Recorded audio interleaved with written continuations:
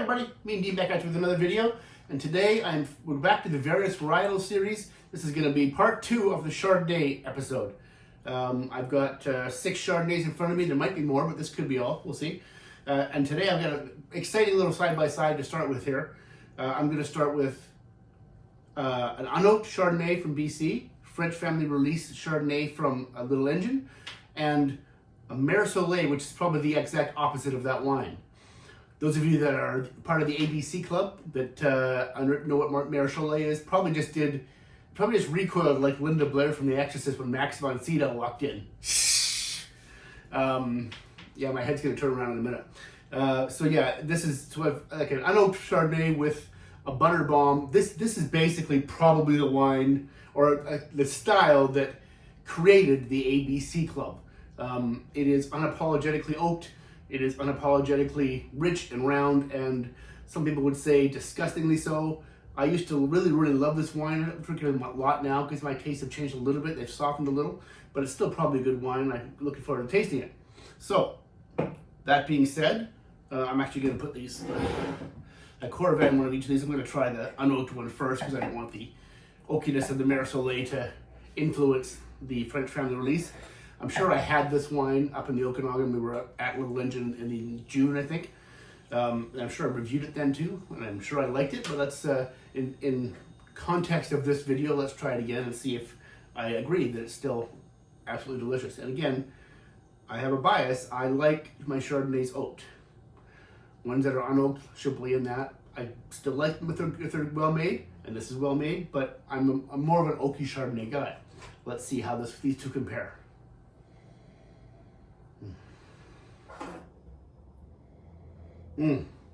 So it's unmistakably Chardonnay, but there's no butteriness, no oakiness there at all, as you'd expect. I've got some underripe banana, pineapple, like a underripe pear, a little bit of quince. I feel like they might be getting a little lychee there. Let's see how it tastes.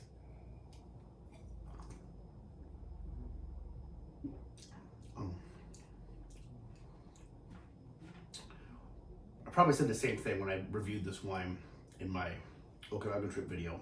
I don't think Unoaked Chardonnay gets any better than this.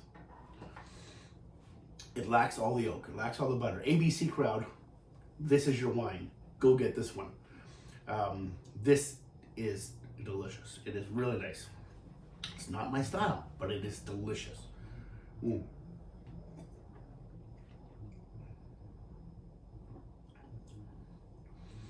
Yeah. All the tropical fruit, lemon zest, a bit of lime zest, and there's just the tiniest hint of like I was gonna say caramel, but caramel, just a soupçon on the finish, and really a nice medium plus to long. I should say long finish because it's really still finishing. It's lovely, lovely.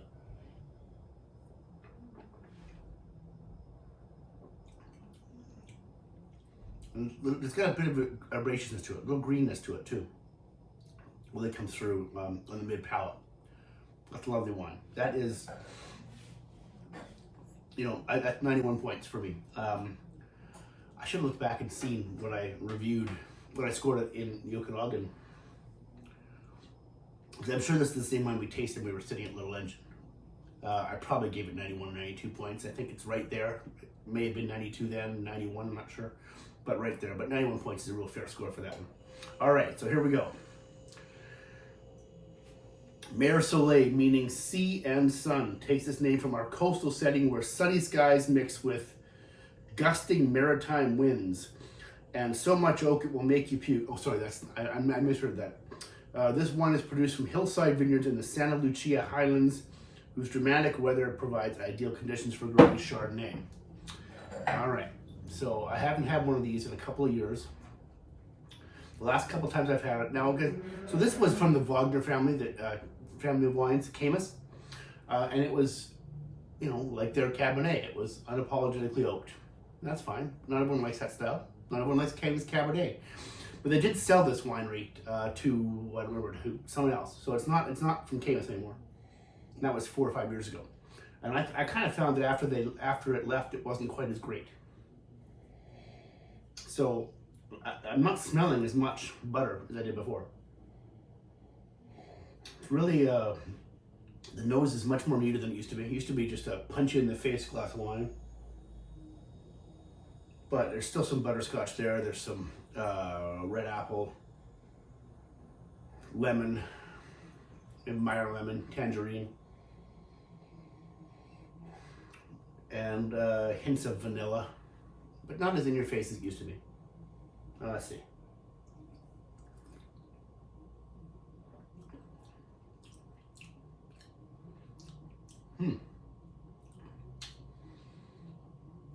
Wow, that's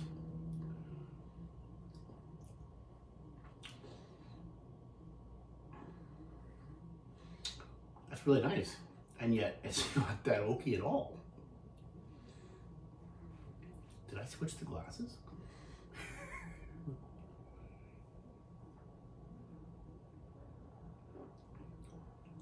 There it is. Okay. Yeah, it took a couple minutes. Took a couple of steps to really get there.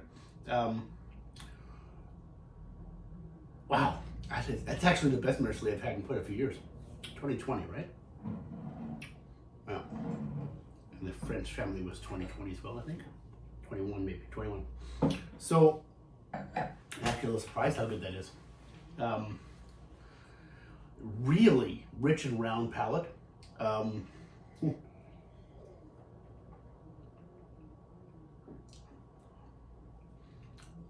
Like intense flavors of Bosque pear. That's those brown pears that are actually my favorite kind of pears, actually. It's like melon, like a honeydew, I think. Some lychee, I think. Some vanilla, a hint of cinnamon, and there's some caramel there, but not nearly what it used to be. Wow, this has really changed in the last couple of years. See, I actually thought when the Wagner sold it, that it actually became sicklingly oaky, to the point where even I, an oak Chardonnay proponent, thought it felt cheap, mass-produced, and unexciting. Now, a lot of people could argue that the old Mercedes, made from the Wagner family, was cheap, mass-produced, and unexciting. I get that. It's not everyone's cup of tea, I get it. But this is much more sophisticated than it used to be.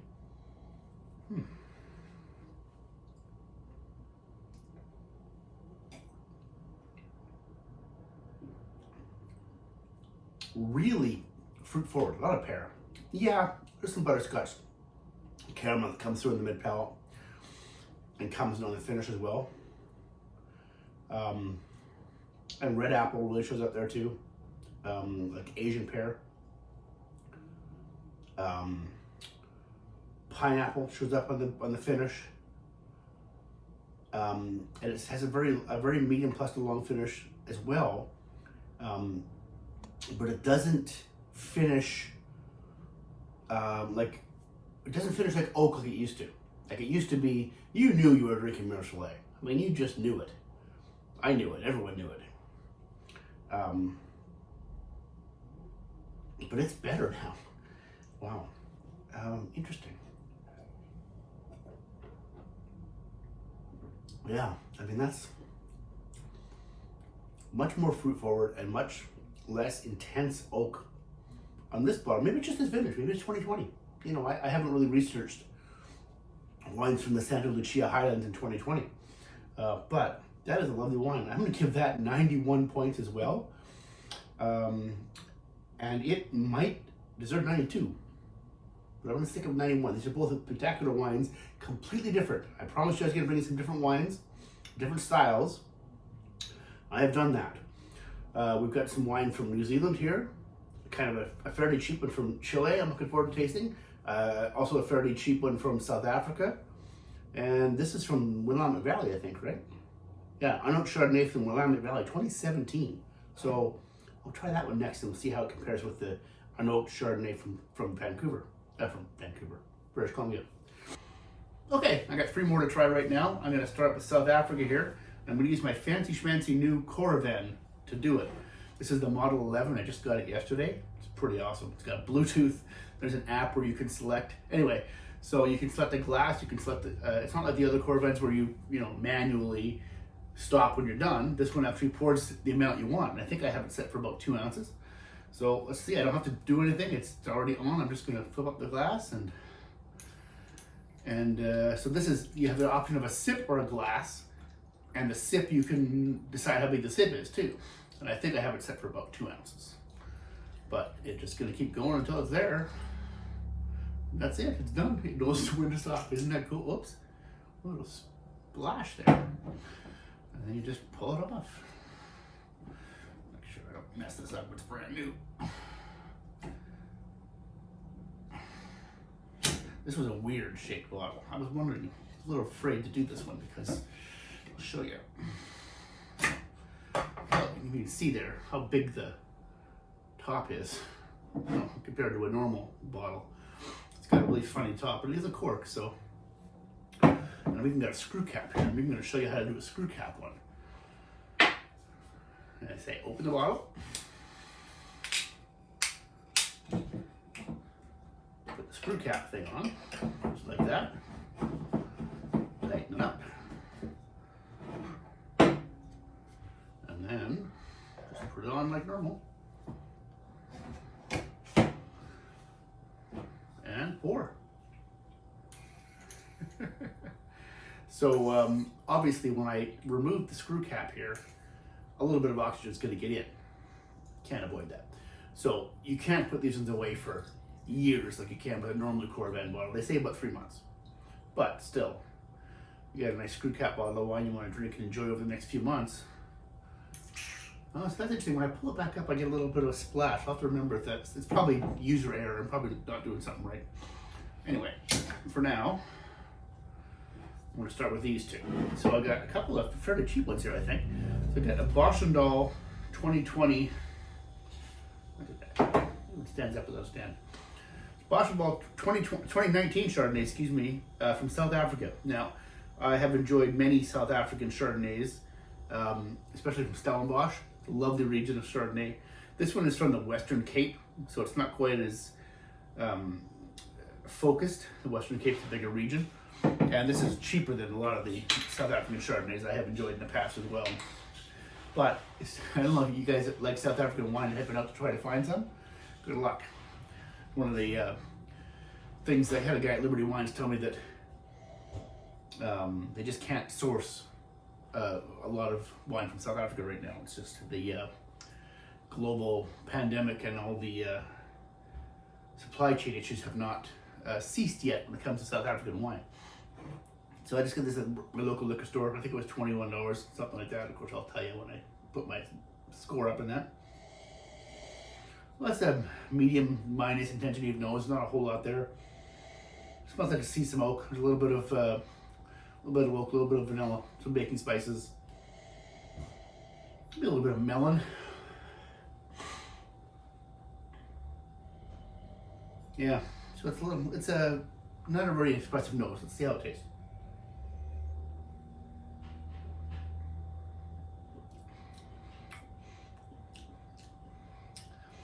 Yeah, that's not what I would consider a great example of Chardonnay from South Africa. There's a bit of a woody quality. There's a little bit of like lemon zest, Asian pear.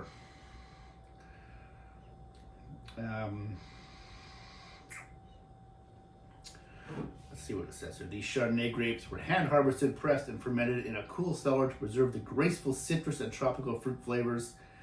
Maturation in oak barrels gives the wine a rich texture with elegant depth and buttery dimensions. So, yeah, none of that really. It's really pretty average. Yeah, I wouldn't get too excited about this. Will I drink it? Maybe.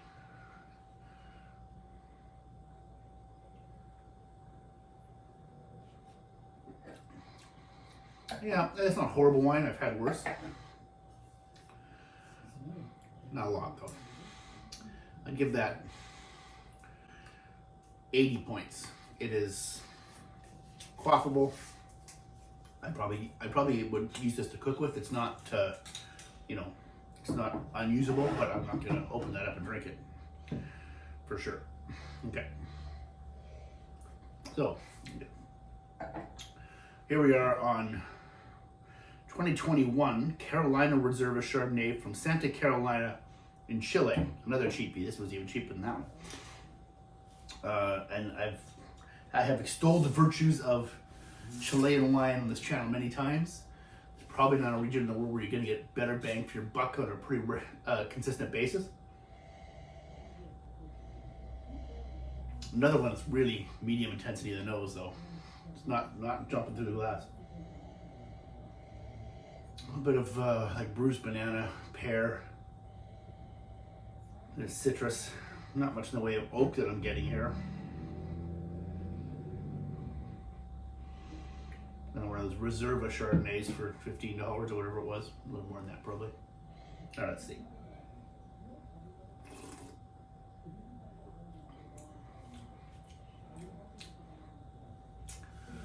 Well, it's better than that one, but not a whole heck of a lot better.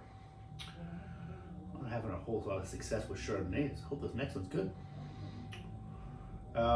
So it's a little bit of like a lemon pith, a little bitter, lime zest, guava, passion fruit. There are some flavors there. It's not a terrible wine. It's just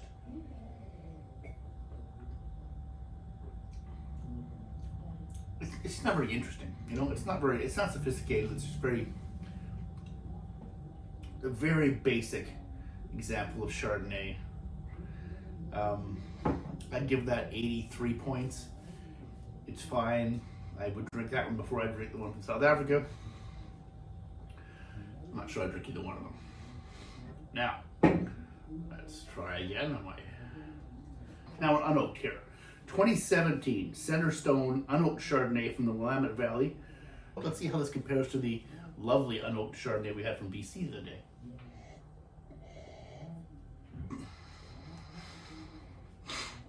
Maybe it's just me today. No, there's just nothing there.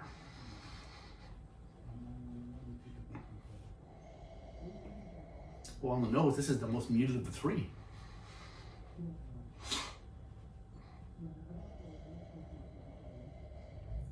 I'm just having a little bit of tropical fruit there, a little bit of guava and passion fruit. Like a hint of like Asian pear and red apple, maybe. Yeah, all right. Well, let's see. So far, the noses are not impressing me much.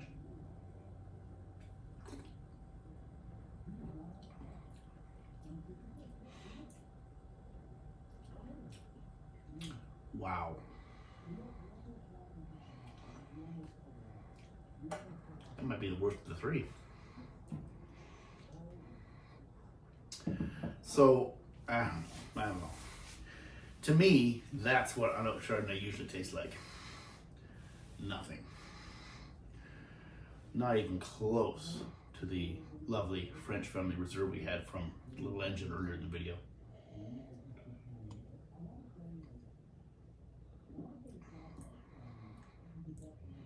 Yeah. That's why I don't buy unoaked Chardonnay that often.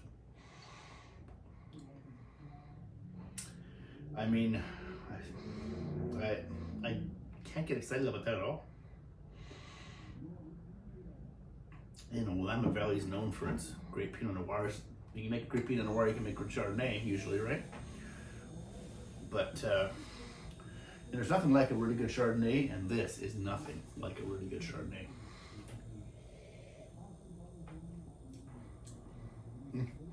Yeah, I mean, it's almost flavorless. I mean, it's got a few notes of, like I got papaya, I think I'm getting there, a little guava, just a little bit of tropical fruit. get lemon curd or lemon pith because it's bitter, like the other one was, a little bitter.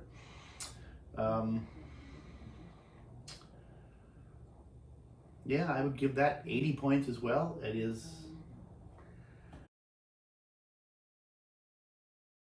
barely quaffable. You know, it's not spoiled. It's not this perfectly fine, well-made wine. It's just not. Boy, you can do so much better. All right, well, let's see what next. I bet whatever I open next is gonna be better than these three. Okay, next up, we're going down under to the place next to down under. It's not Australia. This is New Zealand. 2019 Australab Chardonnay from Marlborough region. These grapes come from a few different sites in the Marlborough region. It sees some oak and a little bit of malolactic fermentation, but shouldn't be that heavy in either one of them. Okay, that's a nice. Yeah, I smell a little bit of oak there, but there's toasted hazelnuts, what comes up first, tiny bit of vanilla, I'd say. Grapefruit, like white grapefruit. Nectarine.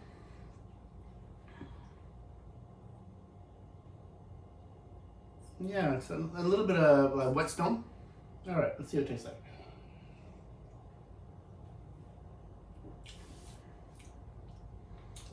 Oh, that's lovely. Wow. Really rich and round mouthfeel. So that's got hazelnuts again, a little bit of vanilla, some lemon curd, peach, white peach nectarine, and quite a bit of minerality too. Yeah.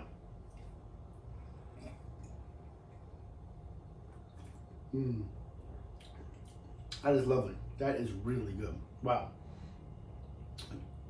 25 bucks, under that before tax. That's a nice deal. Yeah, that's good. Yeah, I like that a lot. That is a lovely example of New Zealand Chardonnay. I give that 92 points. That is really, really good. Okay, so one left in this tasting, and then there's going to be a part 3. I just don't want to put 15 wines in this tasting. So anyway, let's go. We're going to go back to France. Let's try that one out. All right, 2017 Poulet Foussé from Chartrand et Troubaché in Burgundy. I was reading the back here a second ago. It says they were founded in 1984 in Pouligny-Montrachet. Now, 1984. I had to read that twice because, I mean, French houses have been around for hundreds of years. This one's founded in 1984. That's remarkable. Right in the heart of the Côte de Beaune. So, okay. Well, this is a really light colored Chardonnay. Like a light straw, golden straw color. Let's see what it smells like. Oh, that's very citrusy.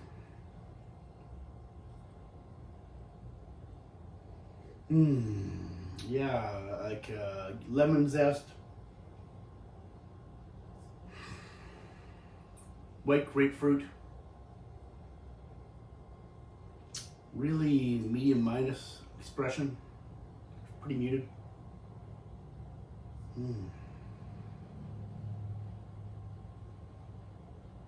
Trying to coax something out of it, but I'm not getting a whole lot. Let's see if it's more expressive on the palate.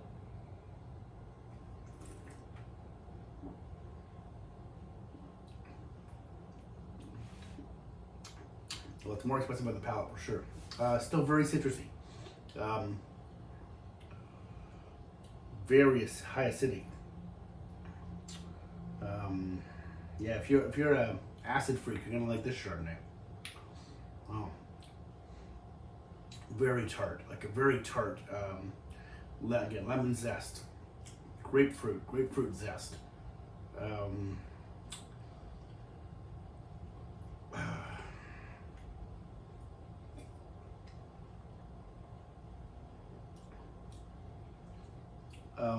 Like apple pear.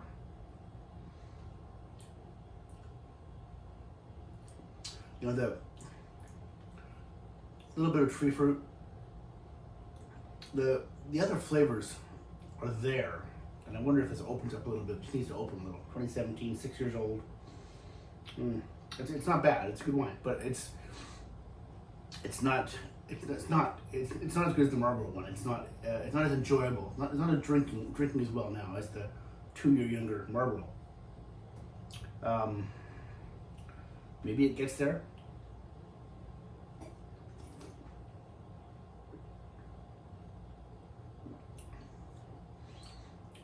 So high in acidity and so tart, screaming for food, screaming for chicken, or I mean, I would serve this with oysters maybe. And it's like a Chardonnay. It's like the Chardonnay lovers version of Sauvignon Blanc. Just mouth-watering acidity. Wow. 13% alcohol. So here's an example of why I do this video. These two wines couldn't be any different, and not to mention the Unoaked one we had at the start. And it's been a real breadth of Chardonnay in this taste.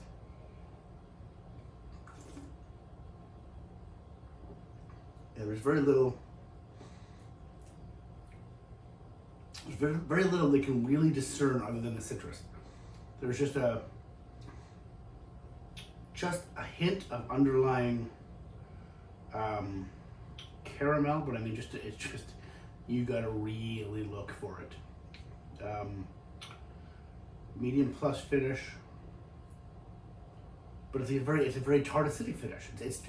It's really lemon zest dominated and acid dominated through the whole experience, from when it touches your tongue to the mid palate to the finish. It's all very straight laced. It's not particularly exciting, but it's not bad. It's good wine. I would like to have given this a higher score, but I think I would give this 87 points. It is nicely well made wine. It's just not that. It's not very complex.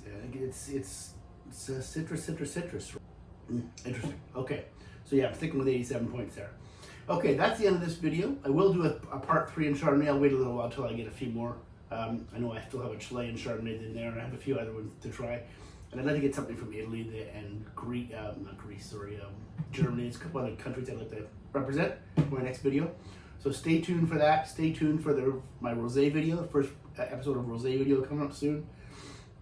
I've got an extravagant and excellent one that I'm working on, and also doing one on dessert wine, which I haven't posted yet either. So there's going to be lots of videos coming up. So please, if you like this video, please give it a like here on YouTube. Subscribe to the channel if you haven't already. It helps the channel out a ton. It's the only way to grow this channel is to get people subscribing and liking. That is the most important thing, so I appreciate that. And until next time, drink great wine. See you soon.